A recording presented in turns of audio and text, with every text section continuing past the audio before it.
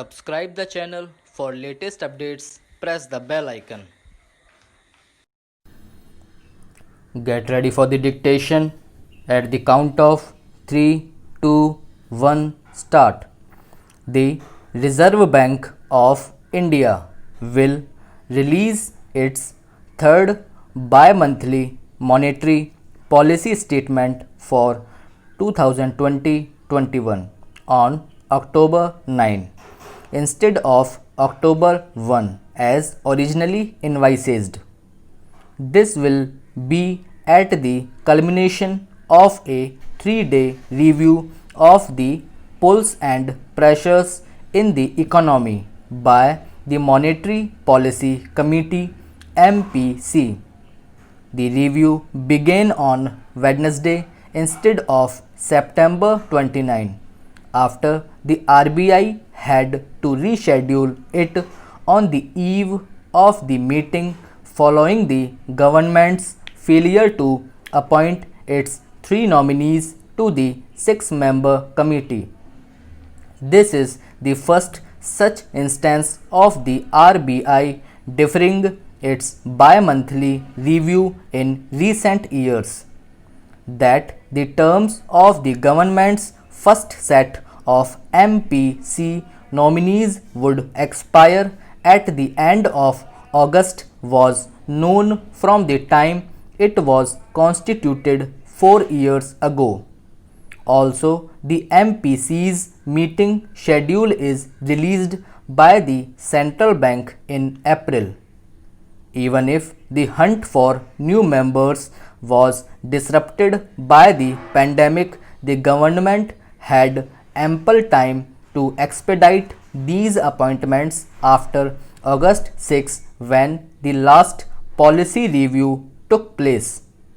The new members, academic Ashima Goyal, with interests in the interplay of fiscal and monetary policies, noted agriculture economist Shashank Bhide and former SEBI member and financial markets scholar Jayant R. Verma are unexceptionably good picks who would lend a holistic worldview to the MPC's deliberations.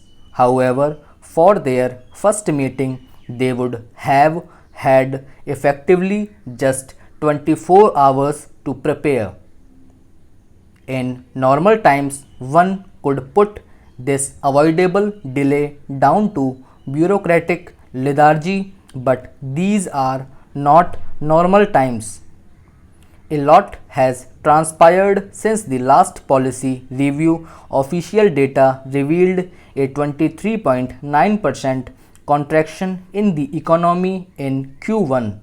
Jobs and incomes remain under pressure and inflation continues to reign above the 6% upper limit of the price stability mandate agreed to in 2016 by the RBI and the centre, which entailed the setting up of the MPC. The government has for now stuck to its rupees 12 lakh crore borrowing plan, which includes space for unforeseen spending. Also, states need to borrow more in the coming months, including to meet GST compensation shortfalls. An almost casual approach towards continuity in such an important policy review body at a time when markets are keen to know India's fiscal and monetary stance and the RBI's inflation and growth projections for the year is unacceptable and sends a clumsy signal to global investors. Some lateral thinking may be needed to conjure up fresh stimulus measures for the stuttering economy, but policy mandarins should not lose sight of routine decisions. With the last 2 RBI deputy governors vacancies being filled after protracted gaps of about 6 months each, appointment processes, especially for critical financial policy roles, are clearly in need of an urgent overhaul. and the government could surely burnish its standing among investors if it mandated explanations and strictures for missed timelines as part of such a revamp.